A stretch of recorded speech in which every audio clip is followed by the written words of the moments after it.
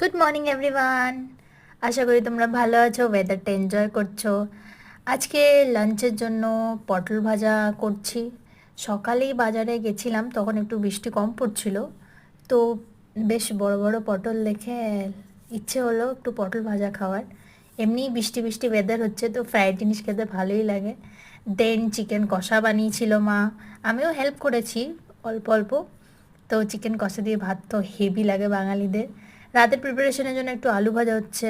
আমি আবার কিছু শপিং করেছি, তোমাদেরকে পরে দেখাবো আমি কী কী শপিং করেছি। দেন আমি চান করে একটু তোমাদের সাথে দেখা করতে এলাম। এই দেখো আমাদের গোপাল সোনা, ও বসে আছে দোলনাতে। দেন আমার এই গাছটা আরেকটুখানি বড় হয়েছে, ভাবলাম তোমাদের সাথে একটু শেয়ার করি। তোমাদের ঘরে এরকম সুন্দর গাছ থাকলে আমাকে বলবে কমেন্ট সেকশনে। আমি একটা গিটার কিনেছি মিউজিক শিখবো বলে।